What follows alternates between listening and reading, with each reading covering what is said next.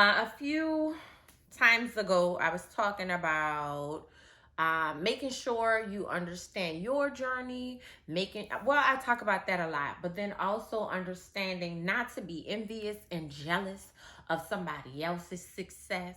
And I told you I would build on that some more because it's super important and you hit a list because I can feel it. So I'm gonna probably keep telling y'all every time you hear it. Just every time I change this trade, which I'm gonna reach out to them because I think I should be a affiliate because I know I'm selling these things because I look good.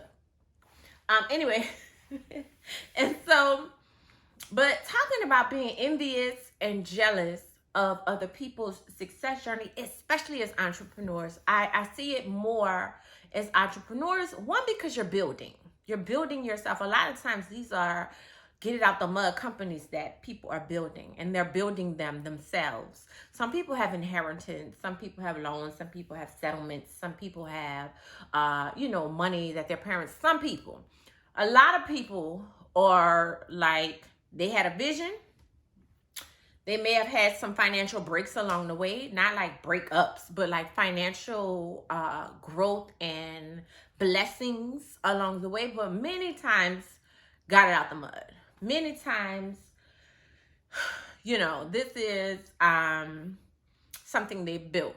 So it's very easy to get enamored, obsessed, and just entangled in somebody else's success and not fully understand what they did to get there, what they had to go through to get there, and how much they sacrificed to get there.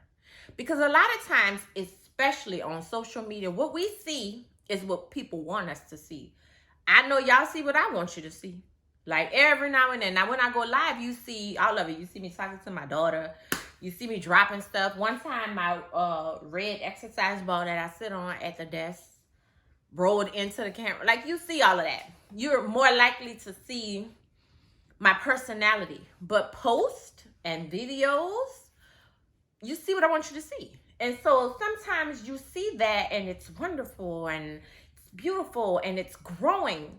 And you envy people who do that. And so a lot of times people don't want to have this conversation.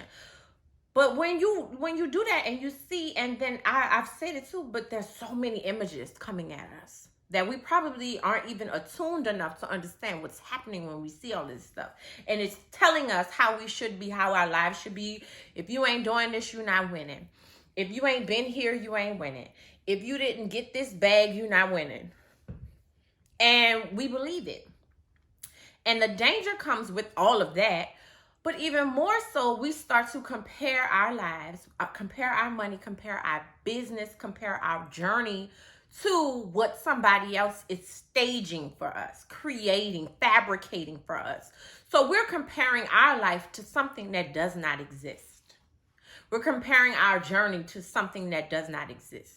We're comparing our business to something that does not exist. If you hear a lisp on every S, it's the Invisalign. And we get upset. We get frustrated in our journey and sometimes quit. But we get very frustrated in our journey and forget that that's not our journey. And a lot of times the stuff that you're pining behind, envious about, you don't even want. I'm gonna just stop for a second. You don't even want that stuff. I know, me included. Like, I coach a lot of very successful women. I have coached a lot of women to become very successful. Women will come to me now at this point with a lot of success already, and they want to bring it to another level because that's what I'm good at. When I first started off, I coached a lot of women who were doing good, who were doing okay, but bringing them to making a ton of money, very successful businesses. You see them all over billboards. Those are my clients. And they rep for me.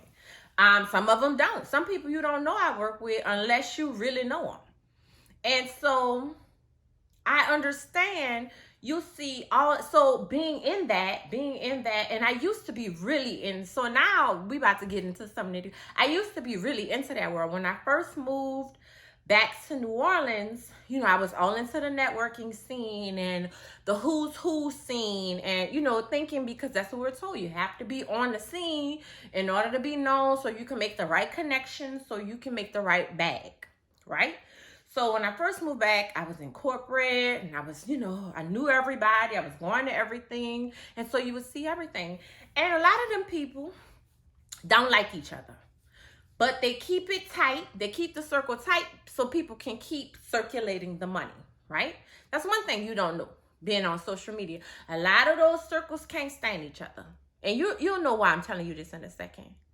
And so a lot of that stuff that's being purchased and showcased on Instagram, they don't even want it, but they know they have to have it. Well, they believe they must have it and showcase it in order to keep the money flowing, because people watching like to see a lifestyle that is not real. I can drop the mic after that. This is from people I've coached to make a ton of money, buku money, the ones y'all pining behind. So they know, they believe, based on whatever business they are in, I have to show this lifestyle that I might not necessarily want in order to continue making the money.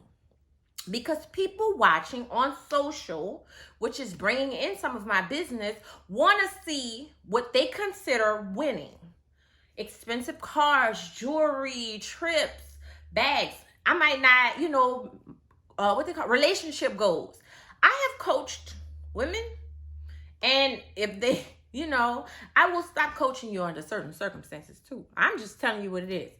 Who will marry or date very seriously men they don't like in order to be perceived a certain way in a very false community. I'm not talking about in real life. I'm talking about in the life that we see on social media. And you'll be like, baby, but you can't stand him, and I don't think he like you. We're not regular because of what it's gonna look like. And so a lot of times you see these lifestyles, and I know this because I've either coach them currently, or they know, because I used to do so much around the city, and I was, you know, going different places doing stuff too. I'm moving real fast in this business, because at one point in time, I was securing the bag. And what I realized was some of what I was doing, I didn't like doing. Some of the money I was chasing to buy things I didn't even want. Like, you get caught up in it. Like, oh, I gotta have the flyest